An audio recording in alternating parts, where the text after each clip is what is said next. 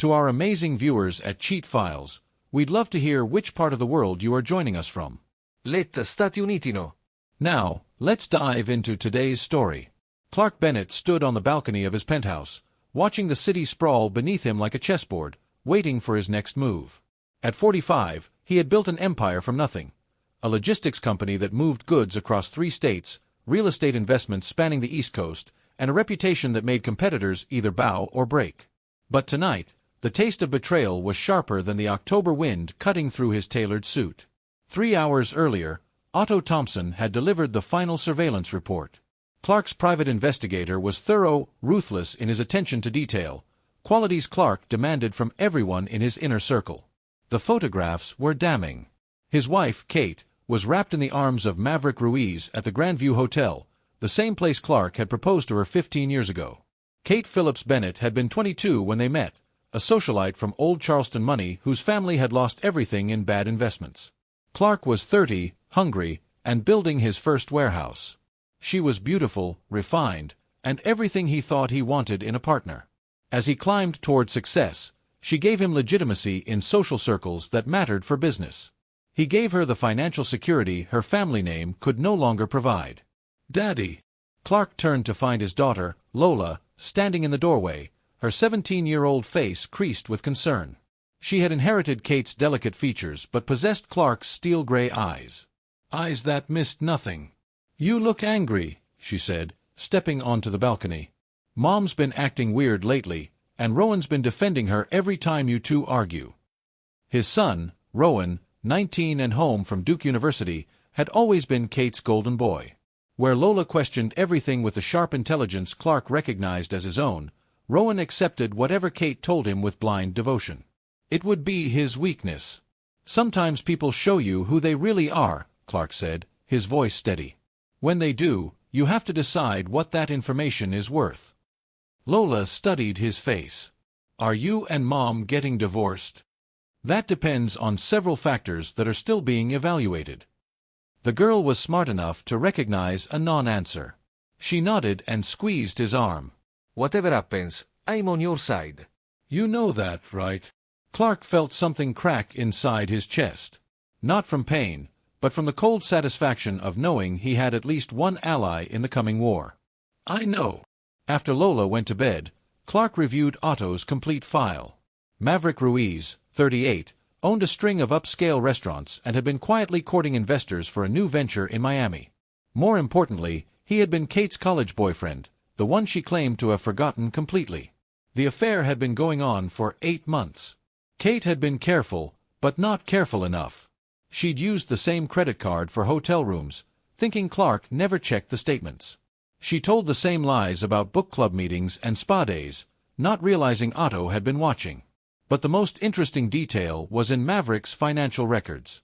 The man was leveraged to the breaking point, desperate for capital to keep his restaurants afloat. His affair with Kate wasn't just passion, it was calculation. He needed her to push Clark toward investing in his Miami project. Clark poured himself 3 fingers of bourbon and sat behind his oak desk, the same one where he'd signed his first $1 million contract. Tomorrow, he would set the board. But tonight, he would plan every move 3 steps ahead, the way he always did. His phone buzzed. A text from Kate, "Book club running late. Don't wait up." At that moment, Clark decided Kate and Maverick had made their last mistake.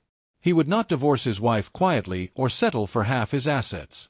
He would not forgive, and he would not forget. They had chosen to play a game against a man who had never lost. And now they would learn the true cost of betrayal. Clark deleted the text without responding and opened his laptop. Phase 1 of his plan would begin tomorrow with a single phone call to Brian Cook, his attorney and oldest friend. By the time Clark was finished, Kate and Maverick would understand that some men could be pushed, bent, or broken. But Clark Bennett was not one of them. Chapter 2. The Gathering Storm.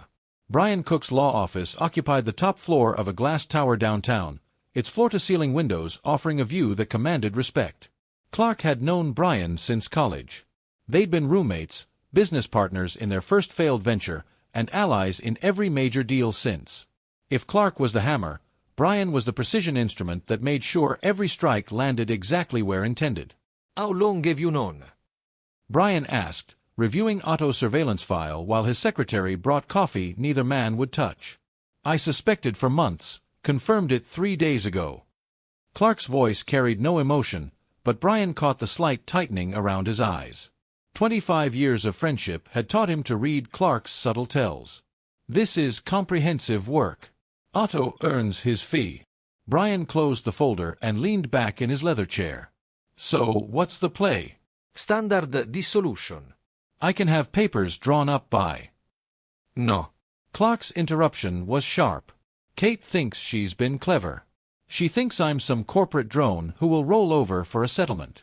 She's about to learn how wrong she is. Brian raised an eyebrow. Clark, I've seen you destroy competitors for less than this. But this is your family, your kids. My kids made their choices. Rowan parrots everything Kate tells him. Lola sees through her mother's lies. Clark stood and walked to the window, his reflection ghost-like against the morning skyline. Kate wants to play games. I'll give her a game. What do you need from me? First, I want you to quietly prepare everything for a contested divorce. Assume she'll fight for half of everything. Second, I need you to research the property laws in 3 states. I have some assets Kate doesn't know about. Clark turned back to his friend. Third, I need to understand exactly what rights she has to the businesses. Brian was already taking notes. The logistics company is solely in your name. The real estate holdings are more complicated.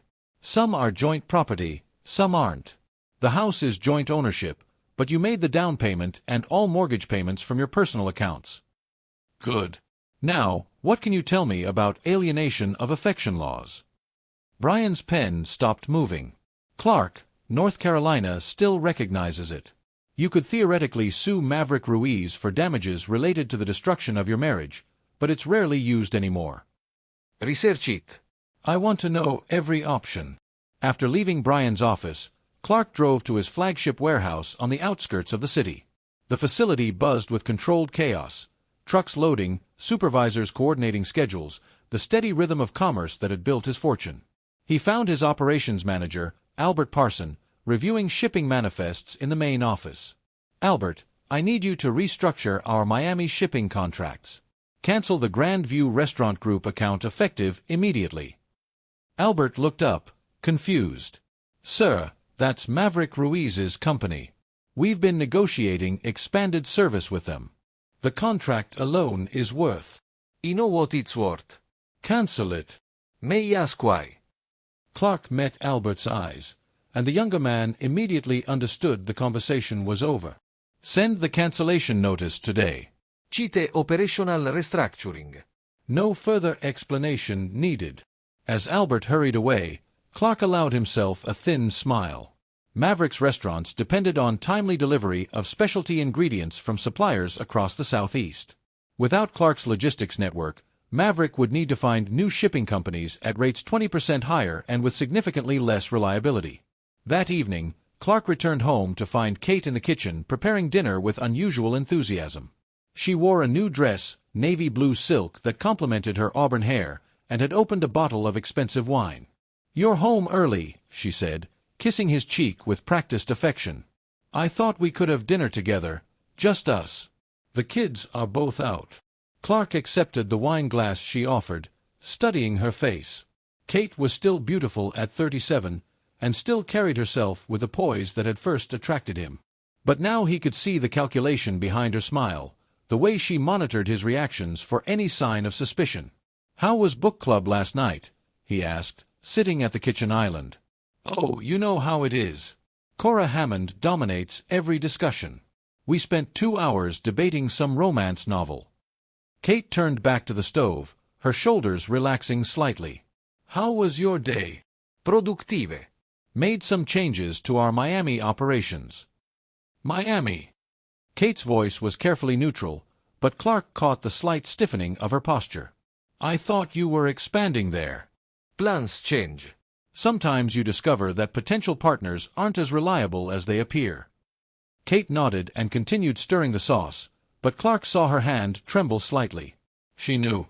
Not everything, but enough to realize her timeline had just accelerated. After dinner, Kate suggested they watch a movie, another unusual gesture that confirmed Clark's suspicions. She was working harder to maintain normalcy, which meant Maverick was pressuring her to push for Clark's investment in his Miami project. As they sat on the couch, Kate curled against his side with calculated intimacy. Clark's phone buzzed with a text from Otto. Mr. Scene at Grandview Bar appears agitated. Do you want continued surveillance? Clark typed back, yes, all movements, all contacts. Kate noticed his phone activity. Work, always work. Clark set the phone aside and wrapped his arm around his wife's shoulders, feeling her relax into what she thought was safety. But Clark was already 3 moves ahead. Tomorrow, he would visit the bank to restructure certain accounts Kate had access to. By the end of the week, he would own properties she didn't know existed. And within a month, he would control every piece of the chessboard except the 2 pieces that thought they were playing him. Kate and Maverick believed they were seducing a successful but naive husband into financing their future together. They had no idea they were already trapped in a game where Clark had written all the rules. The only question remaining was how much damage they would inflict on themselves before they realized they had never been the hunters. They had always been the prey. Chapter 3. The Setup. 2 weeks into October, Clark's plan crystallized with the precision of a surgeon's blade. He had spent the morning in Brian Cook's office, reviewing documents that would fundamentally reshape his family's future, though only he knew it yet. The Wyoming LLC is established, Brian reported, sliding papers across his desk. Bennett Holdings now owns your 3 most valuable properties through a subsidiary. Kate has no legal claim since we've transferred them technically as business assets. And the bank accounts. The personal joint account remains active with enough funds to avoid suspicion, but your primary assets have been moved to accounts established before your marriage. Brian's expression remained professionally neutral, but Clark detected unease. Clark, what you're doing is legal, but nothing. Kate chose to violate our marriage contract. I'm simply protecting what's mine. That afternoon, Clark met Otto Thompson at a downtown coffee shop, the kind of anonymous place where 2 men could discuss surveillance without attracting attention. Otto was a compact man in his 50s, formerly DEA, who had transitioned to private investigation after an injury ended his federal career. Maverick's getting desperate, Otto reported, sliding a manila envelope across the table. His primary investor for the Miami project pulled out yesterday, apparently due to some logistics issues with his supply chain. Clark almost smiled. Unfortunate. He's been meeting with Kate twice a week now. Always at the Grandview Hotel, always room 412. But yesterday's meeting was different, more intense. She left crying. He's pressuring her to approach me directly about the investment. That would be my read.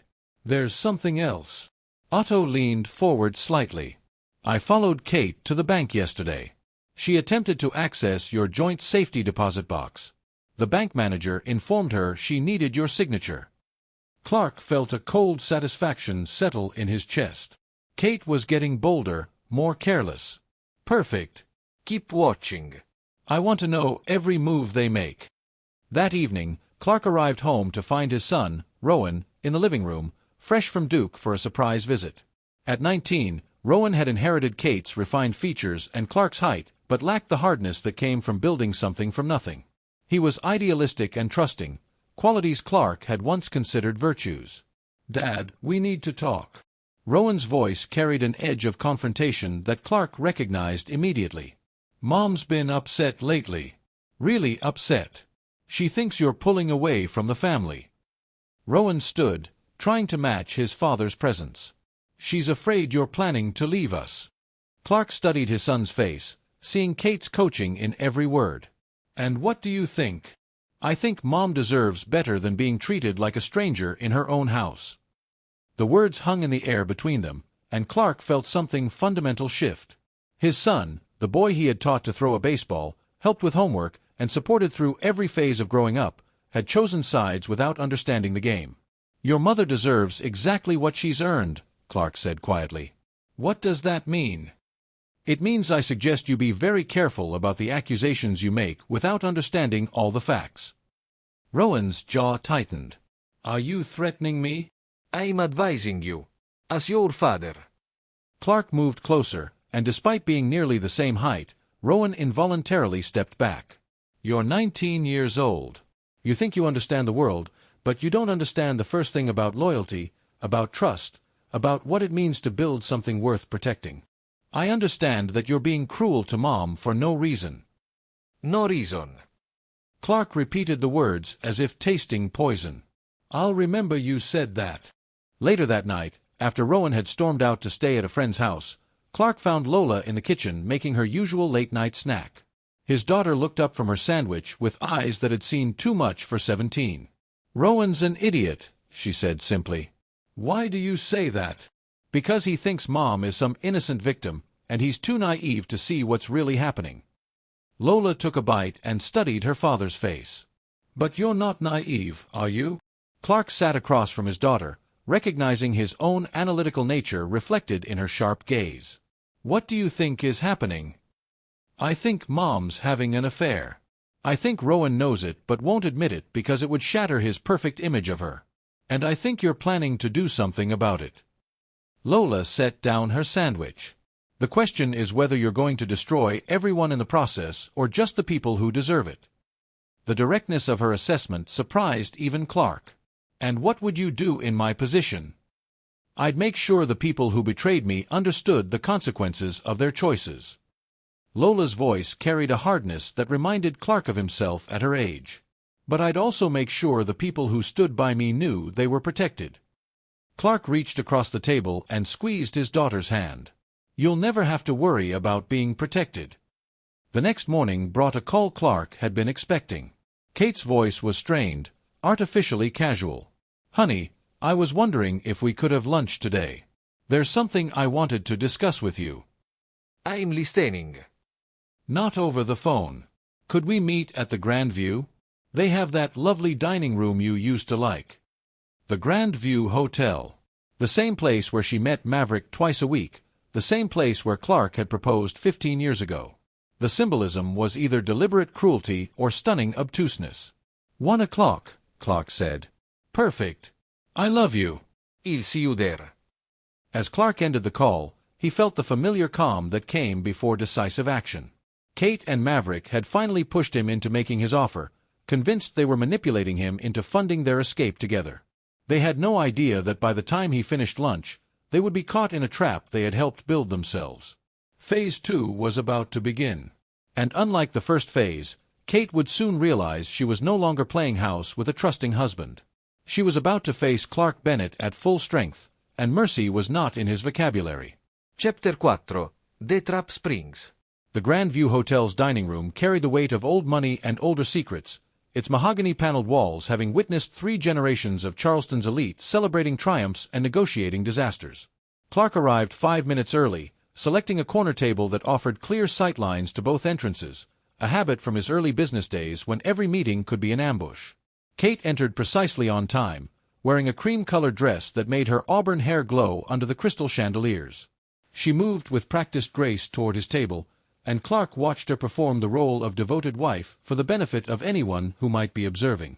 You look tired, she said, kissing his cheek before sitting across from him. Have you been sleeping well? Well no, Clark signaled the waiter. What did you want to discuss? Kate's smile faltered slightly at his directness, but she recovered quickly. Can't a wife simply want to have lunch with her husband? She can, but that's not why we're here. For a moment, Kate's mask slipped, revealing something harder underneath. Then she composed herself and leaned forward with conspiratorial intimacy. Actually, you're right. I do have something to discuss. She paused while the waiter took their orders, then continued in a lower voice. I've been thinking about investments, new opportunities. What kind of opportunities? Well, you know how you're always looking for ways to expand the business. I met someone at Cora Hammond's charity event who mentioned an interesting restaurant venture in Miami. IN Plus, very exclusive clientele. Clark's expression remained neutral, though internally he marveled at her performance. Restaurant ventures are notoriously risky. This one seems different. The owner has a proven track record and established relationships with suppliers. Kate's voice gained enthusiasm as she warmed to her script. His name is Maverick Ruiz. I thought maybe you could meet with him, just to explore possibilities. Maverick Ruiz. Clark let the name hang in the air, watching Kate's micro-expressions. How well do you know him? Not very well. We've talked a few times at social events. The lie came smoothly, but Clark caught the slight dilation of her pupils, the barely perceptible tightening around her eyes. He seems very professional, very focused. I see. And you believe I should invest in his restaurants based on casual conversation at charity events? Kate's jaw tensed at his skeptical tone. I'm not saying you should do anything. I'm suggesting you explore an opportunity that could be profitable for both of you. Clark nodded slowly, as if considering her proposal. All right, set up a meeting. Kate's relief was immediate and obvious. Really? You'll meet with him? I'll meet with him. But Kate, Clark leaned forward, his voice dropping to barely above a whisper, I want you to understand something very clearly. If I discover that your interest in this venture is anything other than concern for my business success, there will be consequences you haven't considered. The color drained from Kate's face. Clark, I don't understand what you're... I think you understand perfectly. Clark smiled, but it was the smile of a predator who had just shown his teeth. Now, shall we enjoy our lunch? The remainder of their meal passed in tense civility, Kate's attempts at normal conversation falling flat against Clark's polite but distant responses. When they parted in the hotel lobby, Kate promised to arrange the meeting with Maverick, her voice high and strained. Clark waited until she had driven away, then walked to the hotel bar where Otto Thompson sat nursing a whiskey and pretending to read a newspaper. Did you get it all? Clark asked, sliding into the adjacent booth. Otto nodded and tapped the recording device on the table between them. Crystal clear audio. She definitely knows Maverick better than casual conversation at charity events. She'll call him within the hour. He'll be panicked. They've been planning this approach for weeks, and now they have to execute it knowing I'm suspicious. What's the next move? Clark checked his watch. Tomorrow afternoon, I'll meet with Maverick Ruiz at his restaurant. He'll give me his presentation thinking he's manipulating a suspicious but ultimately gullible husband. What he won't know is that I've already researched every aspect of his business, his personal life, and his relationship with my wife. And then I give him exactly what he thinks he wants. Otto raised an eyebrow. You're going to invest in his restaurants? I'm going to make him an offer that will destroy everything he values most, and he'll accept it because he won't understand what he's agreeing to until it's too late. Clark stood, straightening his suit jacket. By the time I'm finished with both of them, they'll have handed me every weapon I need to dismantle their lives piece by piece. That evening, Clark returned home to find Rowan waiting in his study, clearly agitated. Mom told me about your lunch today, Rowan said without preamble. She said you were cruel to her, threatening. Clark settled behind his desk, observing his son's defensive posture. Did she mention why we were having lunch? She said she was trying to help your business, and you accused her of having ulterior motives. And what do you think of that explanation? Rowan's hands clenched into fists. I think you're being paranoid and cruel to a woman who's done nothing but support you for 15 years. Clark opened his laptop and turned it toward his son. On the screen were surveillance photos from Otto's file. Kate and Maverick entering the Grandview Hotel, their bodies pressed together in intimate conversation, Maverick's hand on Kate's thigh in the hotel bar. Rowan stared at the images, his face cycling through confusion, recognition, and denial. This isn't what it looks like. What does it look like? I don't know, but Mom wouldn't. She's not. Rowan's voice trailed off as he saw more photos. Kate and Maverick kissing outside the hotel, her hand cupping his face with obvious tenderness. Your mother has been having an affair for 8 months, Clark said quietly. She's been using you and your sister as cover for her deception. And now she's trying to manipulate me into funding her lover's business so they can steal my money along with everything else. Rowan's legs gave out, and he collapsed into the chair across from Clark's desk. No, this has to be some kind of mistake. The only mistake was trusting her in the first place. Dad, please. Maybe they're just friends who... Rowan. Clark's voice cut through his son's desperate rationalizations. Look at me. Slowly, Rowan raised his eyes to meet his father's gaze. Your mother betrayed our family. She betrayed our marriage. She betrayed me. Clark's voice carried no emotion, just cold fact. Tomorrow, I'm going to begin the process of making sure she pays for those choices. You can accept that reality and stand with your family, or you can continue defending someone who has been lying to you for months. But you cannot do both. Rowan stared at the photos again, his world visibly crumbling. When he finally spoke, his voice was barely a whisper. What are you going to do to her? Clark's smile was as sharp as winter steel. I'm going to give her exactly what she deserves. Chapter 5. The Meeting. Maverick Ruiz's flagship restaurant, Coastal, occupied a prime corner in Charleston's historic district, its floor-to-ceiling windows offering diners views of the harbor while they enjoyed what food critics called elevated Southern cuisine with Latin influences. Clark arrived 15 minutes early, studying the elegant interior that spoke of significant investment and refined taste. Maverick appeared promptly at 3 o'clock, extending his hand with the confidence of a man who believed he was about to close the deal of his lifetime. At 38, he was handsome in a way that women found dangerous.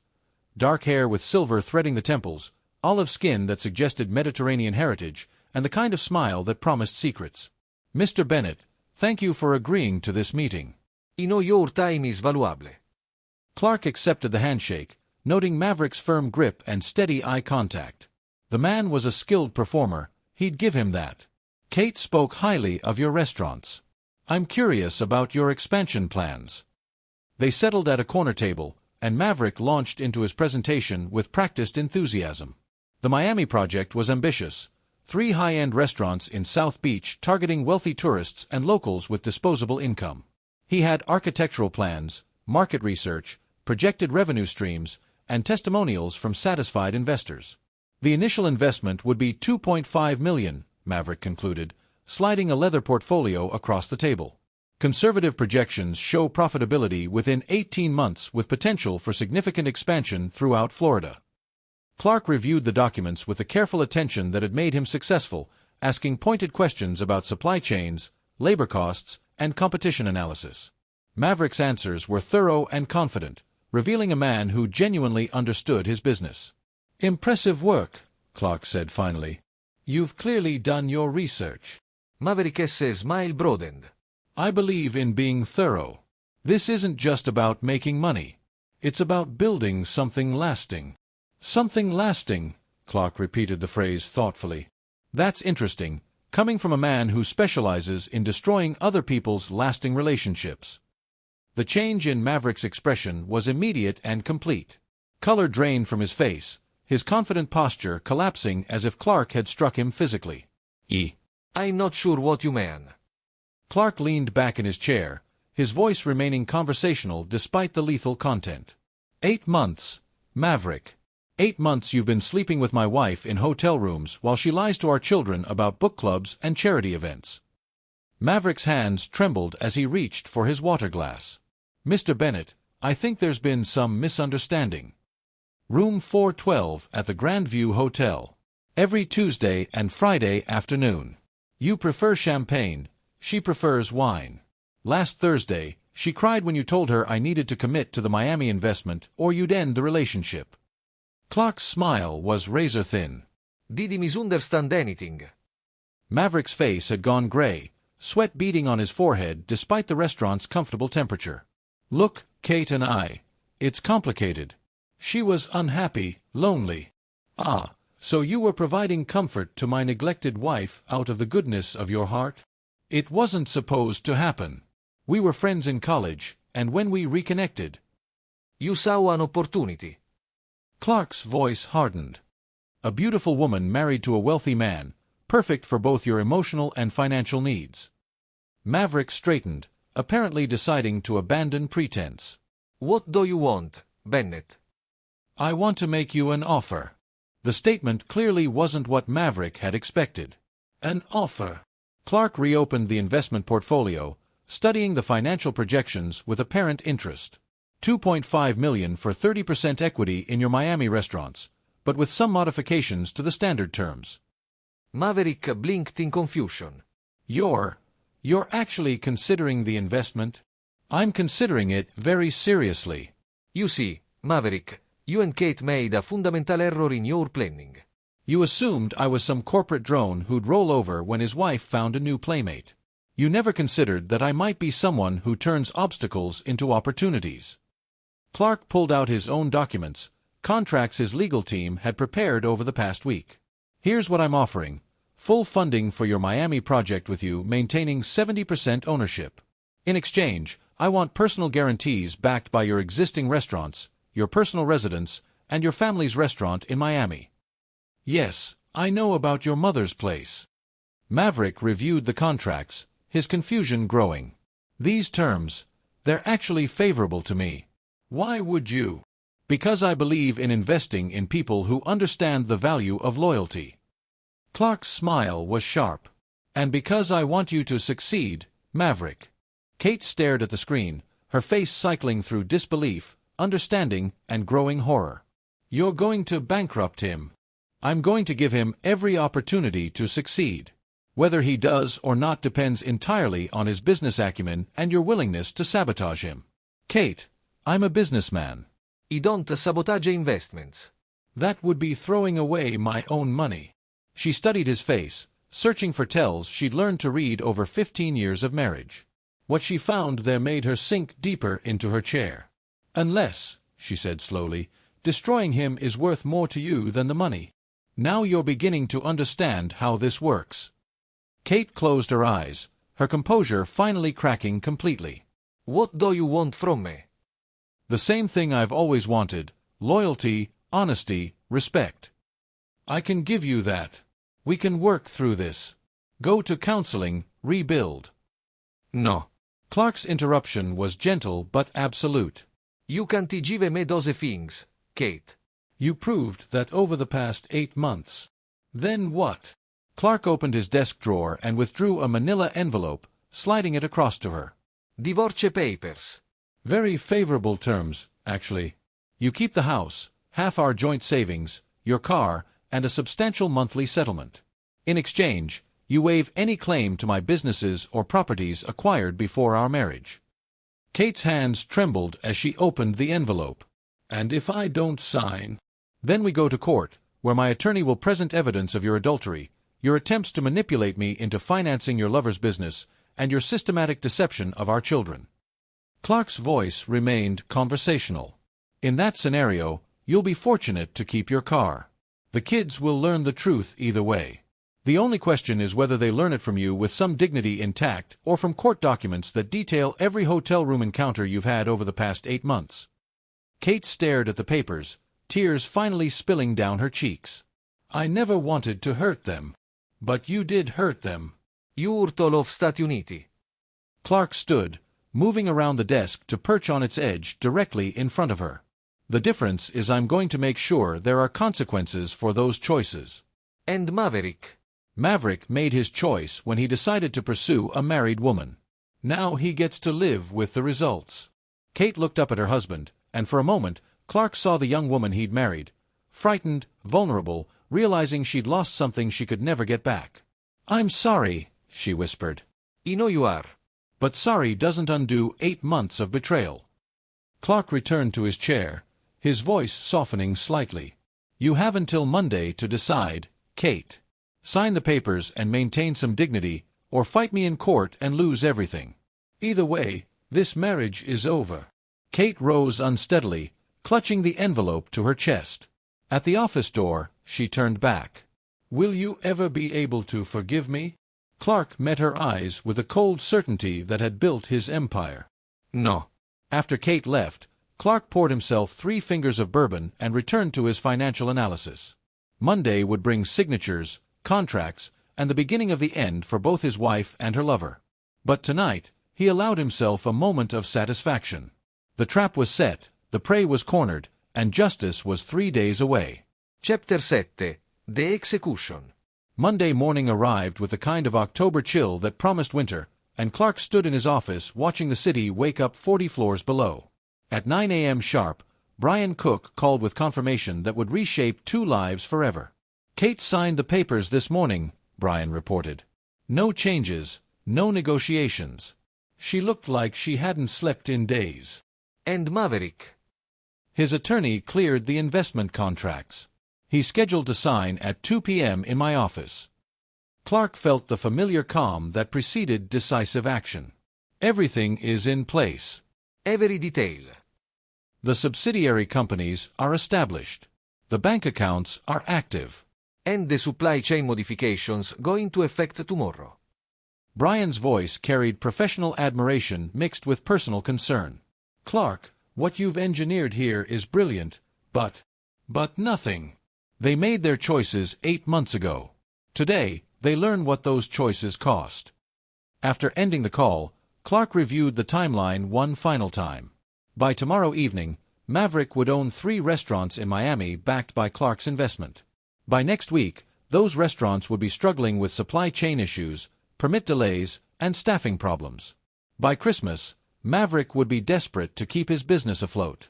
By spring, he would lose everything. At 2 p.m., Clark stood at his office window, watching the street 40 floors below, knowing that 12 blocks away, Maverick Ruiz was signing documents that would destroy his life. The irony wasn't lost on him. While Kate was packing her belongings and preparing to move to her sister's house in Atlanta, her lover was enthusiastically embracing his own destruction. Clark's phone buzzed with a text from Otto. Mr. signed all documents. Looked very pleased with himself. Another text followed immediately. KB loaded her car. Spoke briefly with Lola on the front lawn. Rowan not present. Clark typed back, continue surveillance on Mr. only. KB is no longer a priority. At 6 p.m., Clark returned home to find Lola sitting on the front steps, still in her school uniform but with the tie loosened and blazer draped over her knees. His daughter looked older than her 17 years, her gray eyes reflecting a weariness that came from watching her family implode. Mom's gone, she said simply. I know. She wanted to say goodbye to you, but you weren't answering your phone. Clark sat beside his daughter on the stone steps, looking out at the lawn where Kate had spent countless hours planting gardens that would now bloom for someone else. What did she tell you? That she made mistakes that hurt everyone she loved.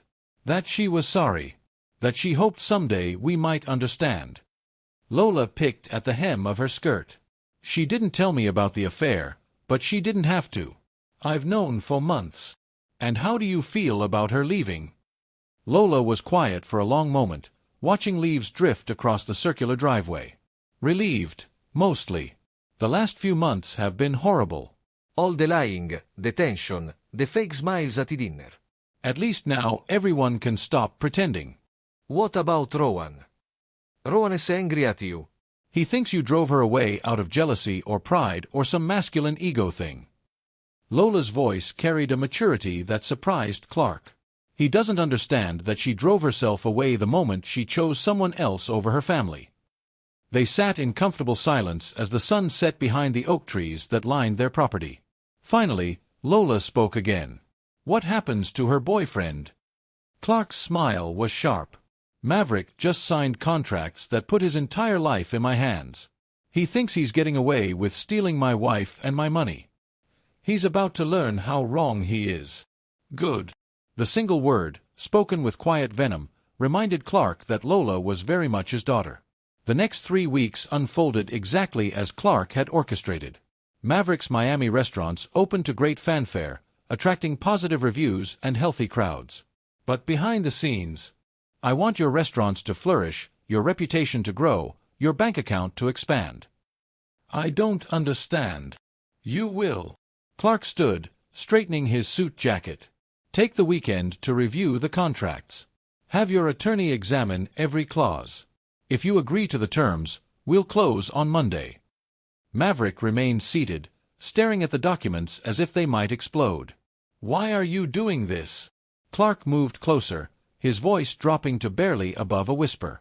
Because in 6 months, when you're completely dependent on my capital and my business connections, when your success is tied to my goodwill, I'm going to destroy you so thoroughly that you'll spend the rest of your life understanding what it means to betray Clark Bennett. The blood drained from Maverick's face as the trap became visible. The contracts are ironclad, Maverick. My lawyers wrote them specifically to give you enough rope to hang yourself. Your personal guarantees mean that when your restaurants fail, and they will fail, because I control the supply chains you depend on, you'll lose everything. Your house, your mother's restaurant, your reputation, your future. Clark straightened, his voice returning to normal conversational tones. But here's the beautiful part. It will all be completely legal. You'll sign documents giving me the right to call in my investment at any time, backed by assets worth 3 times what I'm lending you. When I exercise that right, you'll have 30 days to repay $2.5 million you've already spent. Maverick S. and shook as he gripped the table edge. You're insane. I'm Toroff. Just like you said. I believe in building something lasting, and what I'm building is a lesson that will follow you for the rest of your life. Clark picked up his briefcase. Kate thinks she's getting away with betraying our marriage. You think you're getting away with destroying my family, but you're both about to learn that some men don't just get mad. They get creative. Clark walked toward the restaurant's exit, then paused and turned back. Oh, and Maverick. Tell Kate uno saidello. Tell her the game is just beginning. As Clark left the restaurant, he could see Maverick through the window, staring at the contracts with the expression of a man who had just realized he was drowning. Phase 3 was about to begin, and soon both Kate and Maverick would understand that they had never been playing against a husband and business rival. They had been playing against a master, and the game was already over. Chapter 6. The Choice. Clark's phone buzzed at 11:30 p.m., displaying Kate's number for the 3rd time in an hour. He let it go to voicemail, focusing instead on the financial documents spread across his home office desk. Maverick's restaurant empire, detailed down to monthly utility bills and supplier contracts, painted a picture of ambitious overextension held together by charm and increasingly desperate cash flow management. De Fort col Came at midnight. This time, Clark answered. You've been busy today, Kate's voice was strained, an artificial calm barely concealing panic. I had a productive meeting with your friend, Maverick. Interesting business opportunity. Clark, we need to talk now. It's midnight, Kate. Surely whatever you need to discuss can wait until morning. Don't play games with me. The mask slipped completely, revealing the desperation underneath. I know what you said to him. I know what you offered. Clark leaned back in his leather chair, savoring the moment. And what exactly do you think I offered? Investment money with strings attached. Some kind of trap. A trap. Kate, I'm hurt. I thought you'd be pleased that I'm considering your suggestion about expanding into the restaurant business. Silence stretched between them, filled with everything neither was saying directly. I'm coming home, Kate said finally. We're going to settle this tonight. Looking forward to it. 20 minutes later, Kate's Mercedes pulled into their circular driveway with enough speed to spray gravel across the manicured lawn. She entered through the front door, her heels clicking angrily against the marble foyer as she made her way to Clark's study. She looked magnificent in her fury, hair disheveled from running her hands through it, designer dress wrinkled from hours of nervous pacing, green eyes blazing with a combination of fear and defiance that reminded Clark why he'd fallen in love with her 15 years ago. What the hell do you think you're doing? She demanded, not bothering with pretense. Clark gestured to the chair across from his desk. Sit down, Kate. I'll stand. Sit down. Something in his tone made her legs fold involuntarily into the chair. Clark studied her face, noting the subtle signs of stress, the slight tremor in her hands, the way she kept touching her wedding ring, the defensive set of her shoulders. Maverick called you after our meeting, Clark said. It wasn't a question. He's terrified. You threatened him. I made him a business offer. Very generous terms, actually. Kate's laugh was bitter. Generous? You're planning to destroy him. Why would I destroy someone I'm investing in? That would be bad business. Stop lying to me. Kate's voice cracked with emotion. I know what you're doing. I know what you're planning. You found out about Stati Uniti, and now you want revenge. Clark set down his pen and gave Kate his full attention. Tell me about Stati Uniti, Kate. I'm curious about your perspective. Don't make me say it. Say what? You know what. I know many things, but I want to hear you say it. Kate's hands clenched in her lap, knuckles white with tension. I've been seeing Maverick. Seeing him. We've been having an affair. The words came out in a rush, followed by immediate defensive justification. But it's not what you think. I never meant for it to happen. We were friends in college, and when we reconnected. When was that? 8 months ago at Cora Hammond's charity gala. And you've been sleeping with him twice a week since then. Kate flinched at the crude language. It wasn't supposed to be about sex. He was lonely, Clark. You're always working, always focused on business. I felt invisible in my own marriage. So, you solved your loneliness by betraying our family. I solved it by finding someone who actually wanted to spend time with me. Kate's voice gained strength as she shifted into attack mode. When was the last time you asked about my day? When was the last time we had dinner together without you checking your phone? When was the last time you looked at me like I was more than just another asset to manage? Clark absorbed her words without visible reaction. Are you in love with him? The question clearly surprised her. Yes. I think I am. And he's in love with you? Yes. Enough to risk everything he's built? Kate hesitated, uncertainty flickering across her face. What do you mean? I mean, your lover boy is about to sign contracts that will put his entire life in my hands. His restaurants, his house, his mother's restaurant in Miami. Everything staked against my investment. Clark's smile was coldly amused. If he truly loves you, that seems like a remarkable risk to take. You're bluffing. Maverick would never. Clark turned his laptop screen toward her, displaying the contracts Maverick had already initialed in 3 places. He's meeting with his attorney tomorrow morning. If the lawyer clears the terms, he'll sign Monday afternoon. Clark's network was methodically dismantling every support system that kept the business operational. Health inspectors found violations that required expensive corrections. Permits that should have been routine took weeks to process. Key suppliers experienced mysterious delivery delays. The restaurant's carefully cultivated social media presence was quietly sabotaged by negative reviews from accounts that appeared legitimate but were actually managed by Otto's associates. By the end of November, Maverick was working 18-hour days trying to keep his empire from collapsing. His calls to Clark went unanswered. His attempts to restructure his debt were blocked by contractual clauses he hadn't fully understood when he signed them. On December 15th, Otto delivered the surveillance report Clark had been waiting for. He's broken, Otto said, sliding photos across Clark's desk. Lost 15 pounds, barely sleeping, drinking heavily. His staff is jumping ship. His investors are nervous. And his mother's restaurant is mortgaged to the hilt to cover his Miami losses. The photos showed a man Clark barely recognized. Maverick's confident swagger had collapsed into desperate exhaustion. His expensive clothes hung loose on his diminished frame. His eyes carried the hollow look of someone who had finally realized he was trapped. Perfect, Clark said. Set up the meeting. They met at Coastal, Maverick's flagship restaurant in Charleston, on a gray December afternoon when rain drummed against the windows and the dining room sat nearly empty. Maverick appeared 10 minutes late, his hands shaking slightly as he joined Clark at the same corner table where they'd first discussed the Miami investment. You wanted to see me? Maverick said, his voice raw with exhaustion. Clark studied the broken man across from him, noting the changes that 3 months of systematic destruction had wrought. How's business, Maverick? You know how business is. You planned every damn detail. I provided capital for a promising venture. If you're experiencing operational difficulties. Cut the act, Bennett. We both know what you've done. Clark leaned forward, his voice dropping to barely above a whisper. What I've done is give you every opportunity to prove you were worthy of my investment. You failed. You sabotaged me. I taught you a lesson about consequences.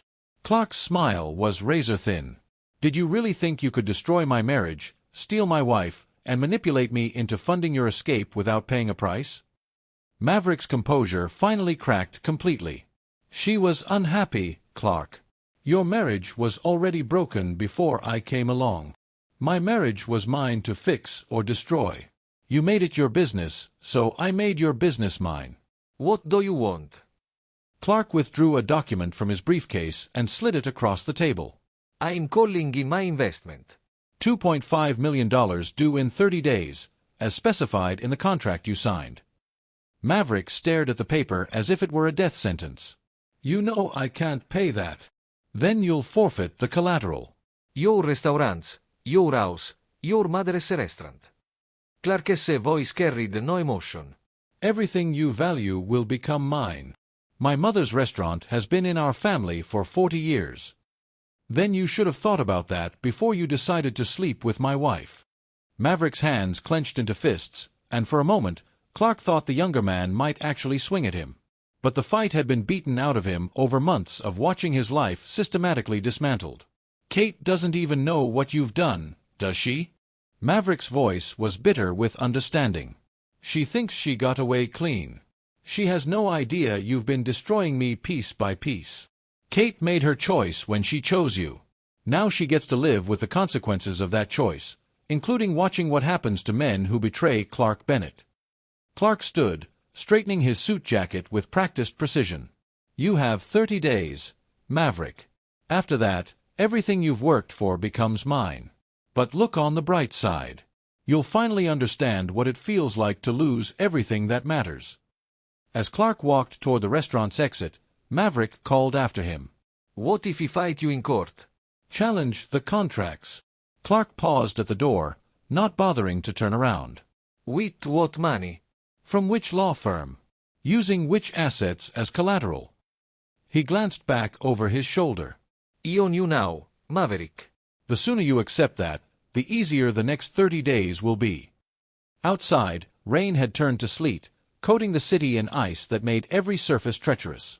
Clark walked carefully to his car, thinking about how appropriate the weather was for the day. He had finally cornered the last piece of prey in his carefully constructed trap. In 30 days, Maverick Ruiz would lose everything he had spent his adult life building. Kate would learn that her choices had consequences that reached far beyond her own life. And Clark would have completed the most satisfying business transaction of his career. Some lessons, he reflected, were worth more than money. They were worth everything. Chapter 8. The Reckoning. The call came at 2:47 a.m. on January 15th, exactly 30 days after Clark had delivered Maverick's ultimatum. He answered on the second ring despite the late hour, having expected this moment with the patience of a hunter who knows his prey is cornered. Clark. Kate's voice was raw with exhaustion and something that might have been desperation. We need to talk. It's almost 3 o'clock in the morning, Kate. Maverick lost everything. The restaurants, his house, his mother's place in Miami. Her words came in a rush, as if speaking quickly might somehow make them less real. He says you orchestrated it all. He says you've been destroying him systematically for months. Clark sat up in bed, reaching for the lamp switch.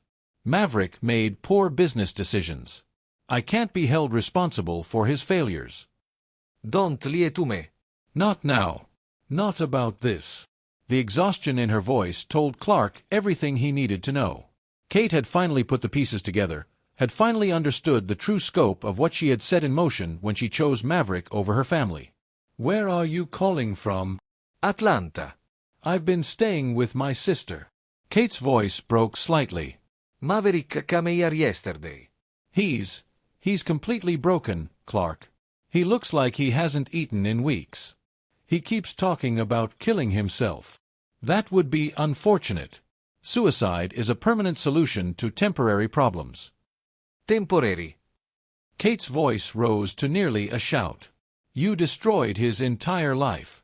His mother is 83 years old and homeless because of what you did.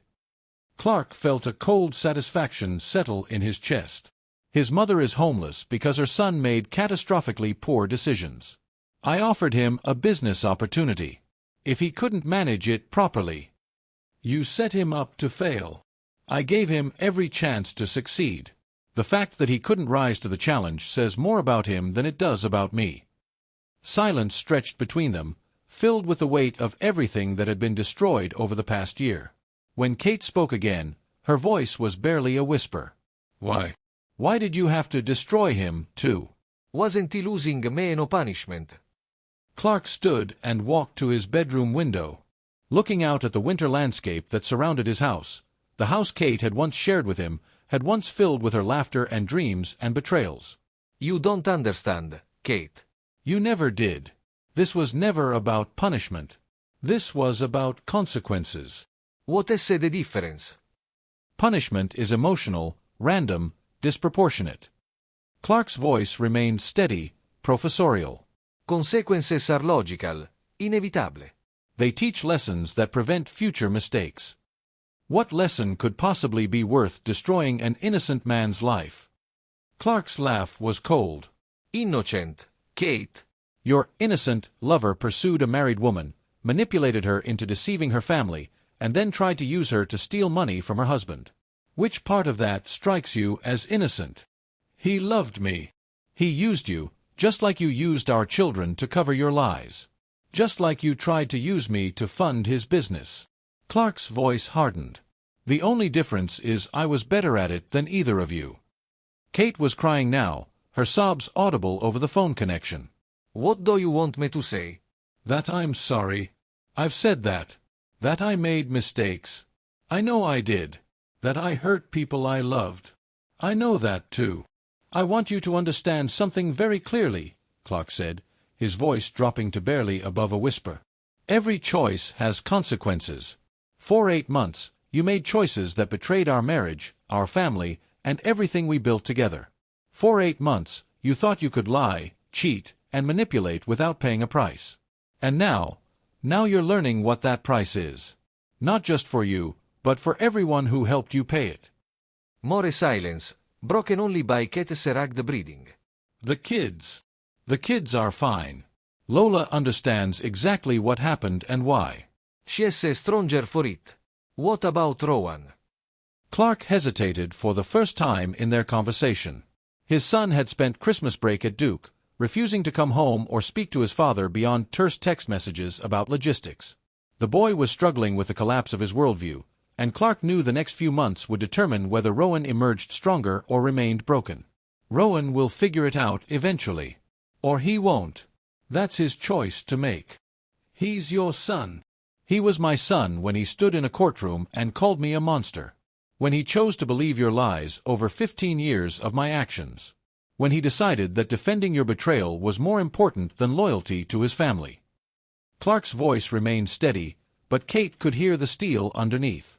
I gave him every opportunity to understand the truth. He chose to reject it.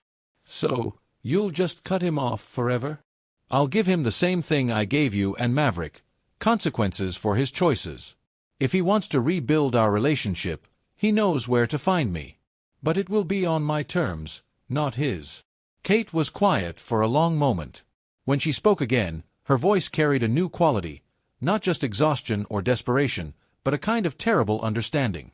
You're never going to forgive any of us, are you? Forgiveness is earned, Kate. None of you has even begun to try. What would it take? The question surprised Clark. He considered it seriously, running through scenarios and possibilities in his mind. Nothing you're capable of giving, he said finally. Forgiveness requires trust, and trust requires consistency over time. You spent 8 months proving you're not capable of either. So, this is it.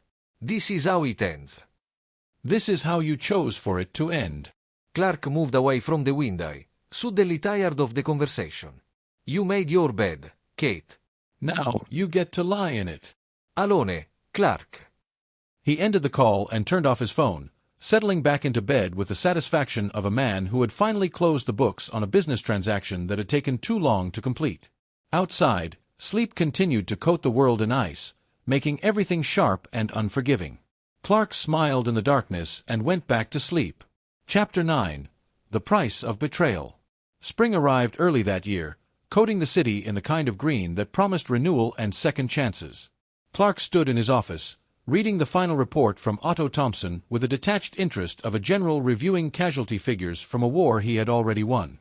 Maverick Ruiz had declared bankruptcy in February. His mother's restaurant in Miami had been sold to cover debts. The man himself had disappeared somewhere in the Southwest, reportedly working construction jobs under an assumed name. Kate remained in Atlanta, working part-time at her sister's boutique and living in the guest room of a house she had once considered beneath her standards. But it was the final item in Otto's report that brought Clark the deepest satisfaction. Rowan had withdrawn from Duke University. The phone call came that afternoon. Clark's son's voice was strained and formal over the connection. I heard about Maverick, Rowan said without preamble. Did you? Mom called me yesterday. She's not doing well. Clark waited, offering no comfort or condemnation.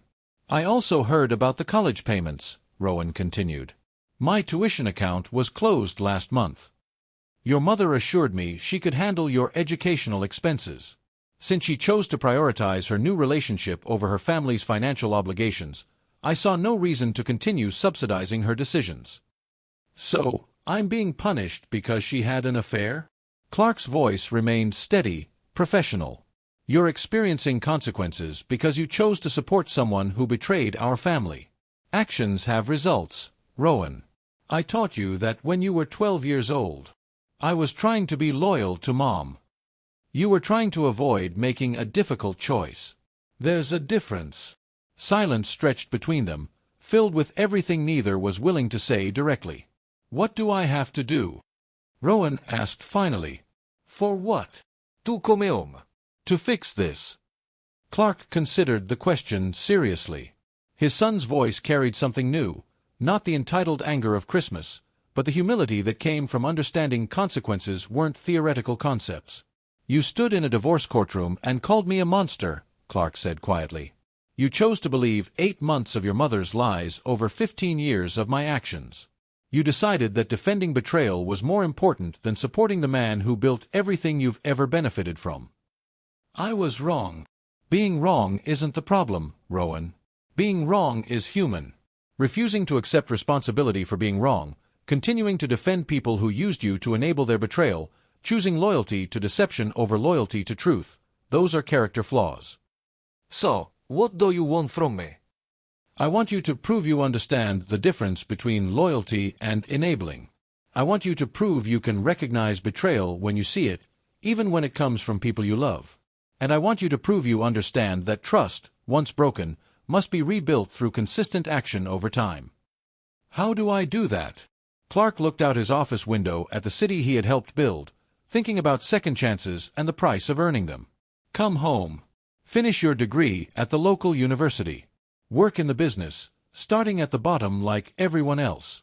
Prove over the next 2 years that you can be trusted with responsibilities that matter. Show me you understand the value of loyalty, consistency, and truth. And then? Then we'll see if you've learned anything worth knowing. That evening, Clark stood in his kitchen preparing dinner for two, a simple meal of grilled salmon and roasted vegetables that Lola had requested. His daughter moved around the kitchen with practiced efficiency, setting the table and opening a bottle of wine with the casual competence of someone who had grown up quickly over the past year. Rowan called me today, she said without preamble. He's coming home next week. I know. Are you going to forgive him?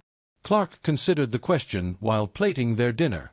Forgivenesi SNT something you give someone, Lola. It's something you earn through consistent behavior over time. That's not really an answer. It's the only answer that matters. Clark joined his daughter at the kitchen table, noting how much older she looked than her 18 years. Your brother chose to defend betrayal over loyalty. If he wants to rebuild our relationship, he needs to prove he understands why that was wrong. And if he can't, then he'll live with the consequences of that choice, just like everyone else. Lola studied her father's face, reading the resolve that had built an empire and destroyed everyone who had challenged it. Sometimes I worry you're too hard on people, she said quietly. Hard isn't cruel, Lola. Hard is holding people accountable for their choices. Hard is refusing to enable behavior that destroys trust. Clark met his daughter's eyes. Your mother and Maverick wanted the benefits of betrayal without paying the costs. Your brother wanted to defend lies without accepting responsibility for supporting them. I simply made sure they understood that every choice has consequences. Even the choice to be too hard on people. Clark smiled, recognizing his own analytical nature reflected in his daughter's question. Even that choice. If I'm wrong about Rowan, if I'm too rigid to recognize genuine change, then I'll pay the price of losing a relationship with my son. That's a consequence I'm prepared to accept. They ate in comfortable silence, father and daughter united by their understanding of a world where actions mattered more than intentions, where trust was earned through consistency, and where betrayal came with a price that could never be negotiated away. Later that night, Clark stood on his balcony looking out at the city lights, thinking about the past year and the lessons it had taught everyone involved. Kate had learned that comfortable marriages could be destroyed by the pursuit of passion. Maverick had learned that using people carried risks that extended far beyond the immediate relationship. Rowan was learning that loyalty was a choice that required consistent action, not just emotional sympathy. And Clark had learned something, too, that the price of betrayal wasn't just paid by those who betrayed, but by everyone who enabled, defended, or ignored it. His phone buzzed with a text from an unknown number. "This is Rowan. I'll be on Sunday. Thank you for giving me another chance." Clark read the message twice, then deleted it without responding. Words were easy. Actions were what mattered. In 3 hours, his son would begin the long process of proving whether he had learned anything from watching his family destroy itself, or whether he was simply another person who thought consequences were negotiable. Clark smiled and went inside, already planning the lessons Rowan would learn over the next 2 years. Some education, he reflected, was worth more than any diploma. And some prices, once paid, taught lessons that lasted a lifetime.